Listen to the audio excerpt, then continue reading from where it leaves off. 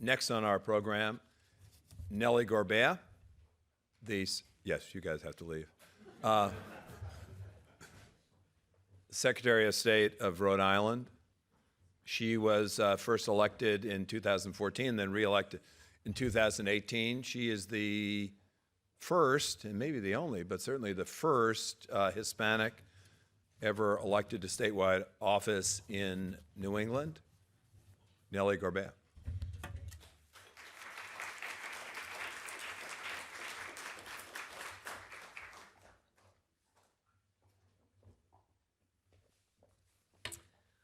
Well, good morning, everyone. So it's up to me to, wrap this all up. Well, thank you, James Glassman, of course, Steve Clemens, Bob Cusack, Matt Shapanka, Reed Hunt, the Making Every Vote Count team, the Hill team, everybody that put together this conversation together today. I'm a real big believer that our best policy solutions come when we get together and have a variety of perspectives, backgrounds, and perspectives around the policy-making table. And this is a particularly important conversation on a key evolutionary moment for American democracy. Now, it might seem quaint to some, but I believe that government should be accountable to the people that it serves, and that all voters should feel that their voices are being heard. And I was elected as Rhode Island's Secretary of State in 2014, and I ran because I wanted to make government work for everyone. Now, as a Latina, or Latinx, I guess is how it's the term now, as a Puerto Rican, as a woman, I am personally aware that U.S. democracy, while wonderful in many, many ways, is definitely a work in progress and has always been so. And sadly, despite the work done over the past 2 centuries, that feeling that government can work for everyone is missing in many parts of our country right now. Except for in a handful of states, the battleground states, right? Most people think that their vote doesn't really matter in the presidential race. That's why I think we're seeing this groundswell of support that's been growing for the National Popular Vote Interstate Compact. Polls show that 2/3 of Americans want the president to be elected by popular vote. That desire has sparked several efforts over the years from Dr. John Koza and the National Popular Vote Group to Common Cause, and of course, Making Every Vote Count. And while these groups may have different versions of how a popular vote system would work, and I know that the current panel talked a lot about some of the differences and approaches and how we might get there, I think we can agree on why this reform is needed, and I'll venture out on that one. For me, the most striking argument for the popular vote comes from our young people. Now, I've made engaging young voters a really key part of being Secretary of State. In the 2018 election, in fact, Rhode Islanders saw a 64% increase in 18 to 20-year-old voters, which in part mirrored something that was happening already in our country. Now, one way that I've been able to engage young people in voting has been through high school class elections. And this really comes and demonstrates how our democracy is supposed to work. That's where Rhode Island's small size is actually a real big asset, because I get to literally travel all over the state. And in those travels, as I visited dozens of high schools, I'm able to do things like put their classmates' names on real ballots and have them vote on real voting machines. And so they get this very personal experience of what it means to vote. And you can tell that there's a certain joy in seeing their names or the names of their friends on the ballot and being able to do this thing. And they know that their vote will have consequences. Somebody's going to be really, really psyched the next morning or that afternoon, and somebody's going to be really depressed. And so with this, we try to introduce this concept that voting matters. Now, as I go through this, and when we have a conversation about elections in the U.S., it is more times than I care to say that this question about the Electoral College will come up as I'm talking to young people. They want me to explain how it can be that after so much encouragement to vote, when it comes to the President of the United States, their vote doesn't matter. It's not like what we were showing them in the classroom. Plain and simple, the Electoral College makes it so much harder to help people feel that voting and civic engagement is really important to democracy. And unfortunately, a lot of these kids' parents feel like their votes also don't matter. In a deeply blue state like small state like Rhode Island, people do feel ignored by presidential candidates, which is why Rhode Island passed the National Popular Vote Interstate Compact in 2013. And support for the compact is growing. There are many other states that are joining this. In fact, when Rhode Island joined, the compact accounted for 132 electoral votes. Now it's up to 196, and with another 90 or so, I guess, pending. We're approaching that critical moment where we might have the 270 electoral votes that are needed for it to take effect. That means that we're at an important point right now where we need to come up front and discuss matters. One, we need to, first and foremost, get across the finish line and make the popular vote a reality. And two, we need to figure out how we're going to count the votes when that happens. And I say that because as a Secretary of State, how we're going to count the votes is a particular concern to many of us. So I think one of the most important messages when it comes to getting this compact passed is that the popular vote is not about partisan politics. I know, everybody can laugh now. That was sort of a joke, particularly in this time. But it really shouldn't be. I mean, this is not about really this 2016 election. This is not a response to that. It's been in the works for much longer. Support goes back to many, many years. In 2007, the Washington Post did a poll and found that there was support for a popular vote among all voters, like 78% in 2007 of the Democrats were in favor, 60% of Republicans, 73% of independents were all in favor of this. There's even a Gallup polling that goes back to the 1940s showing that the majority of the public supports a popular vote. So what's the holdup? Well, I think we've heard a little bit about that, but really what it comes down to, and I say this as a mom, change can be really scary for people. I get it. Here's something, to keep in mind though, when somebody tells you, how can we change the structures of government? Our democracy was actually designed to change with the times. Just look at the Constitution. It was meant to be a living document. There are reasons over the last 2 centuries where it's been amended. And I know we were not talking necessarily about amendments, but there's been 27 times and counting where it's been amended. The Constitution was designed and our form of government was designed to evolve as our country grew and changed. Now, I know that critics of the compact will say, well, this is not right now a constitutional amendment, and I hear that. But the winner-take-all way in which we allocate the electors is also not in the Constitution, and it was adopted later by 48 states. And states are free to do that, of course. They can also enter into arrangements like the compact. Why? Because the Constitution gives state the freedom to change and evolve with the times. And by the way, there was just a reference here to the 17th Amendment. In 1913, as recently as 1913, we changed the way we had U.S. senators elected instead of appointed. So reminding people that our democracy is always evolving is a really important part of this conversation. And actually, that's a real positive.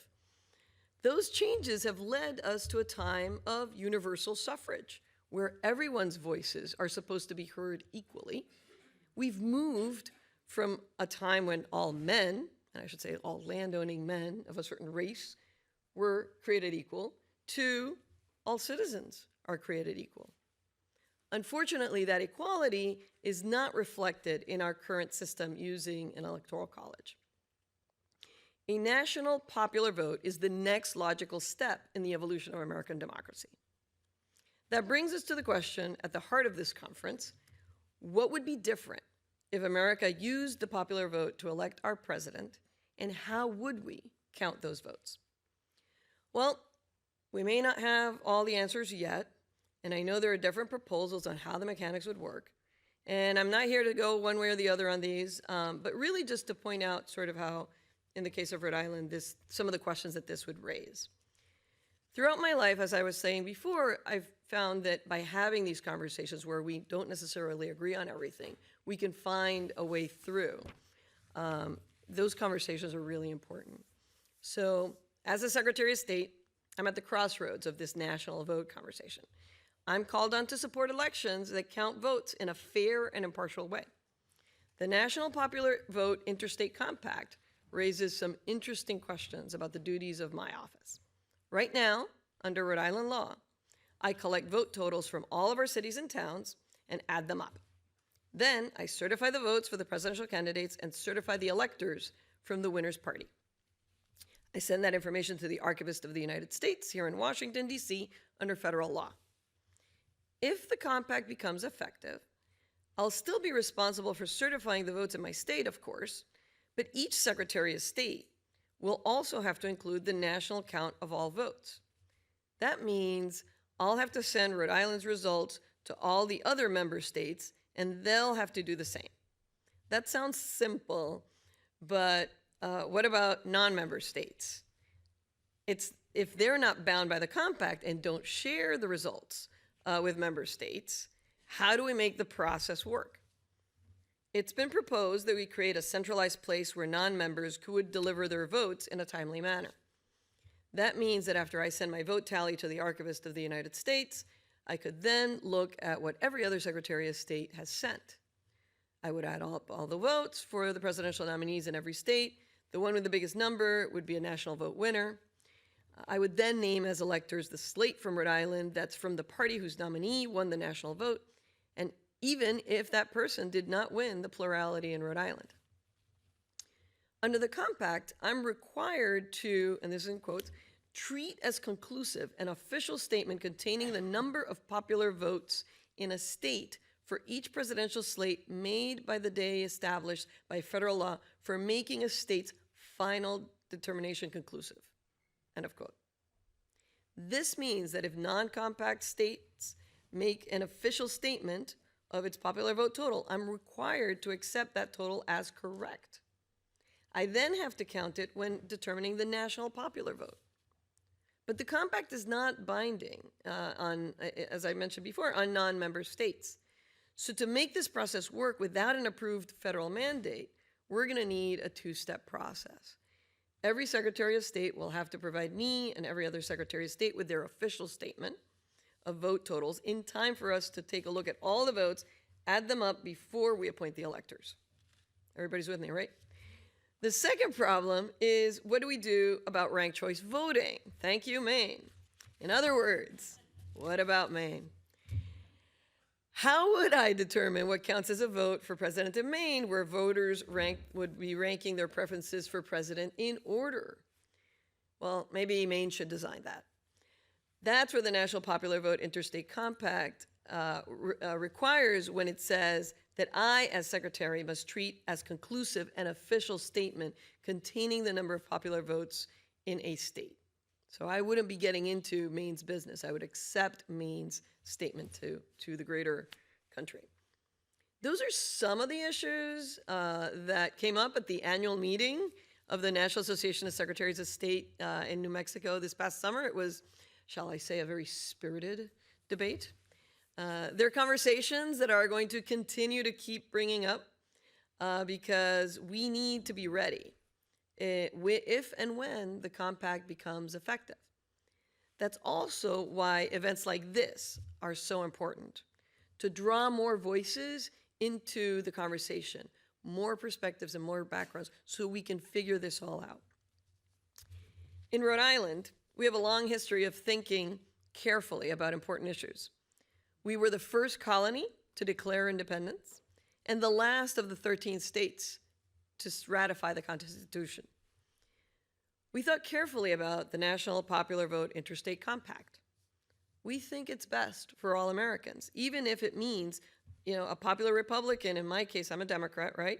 Winning the national vote could win the electors from a deeply blue state like Rhode Island by virtue of the compact. The bottom line is that Rhode Islanders feel ignored under our current system, and many other states feel the same. And if all votes counted equally in a presidential race, no matter where people live, candidates would have to campaign for every vote everywhere. There would be advertisement in local papers, far and beyond what there is right now, on local TV and radio and throughout local media, and open get out the vote offices everywhere by candidates. That would be a welcome change from the current system where almost all the money goes to a few controlling states, if you will, in the process. Having more Americans feel like their vote matters is a big win for democracy, no matter who they vote for. Voting is woven into the fabric of our country. I'm proud that Rhode Island has adopted the compact, and I encourage other states to do the same. It's clear that Americans want their voices heard with a national popular vote. Now, let's just figure out how to get it done. Thank you.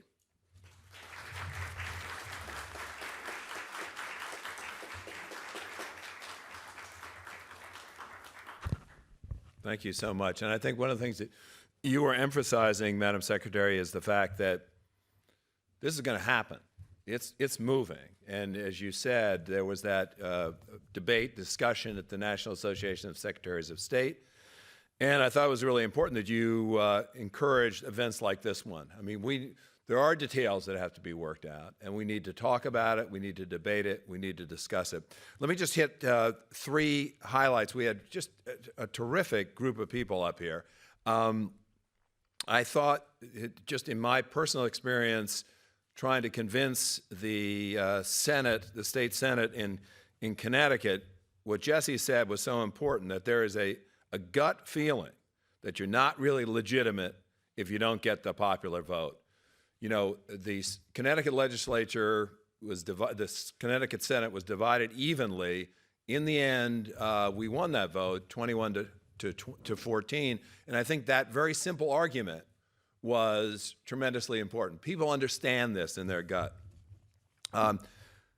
Second thing I wanted to highlight was something that Norm Ornstein said, that if we're looking for changing the landscape of your policy and government, this is where you start. I think that's absolutely true. And then finally, Sam Wang said, we're building a democracy to last for another 200 years. And I think all of you in this room are really on the cusp of that. You are helping to build this democracy that's going to last another 200 years. So I want to thank Katie Gardner and the Hill team for just a great job today. Thank Reed Hunt, who's the chairman of Making Every Vote Count, whose idea this was, and especially Thea Cohen for putting this all together. And thank you all for being here.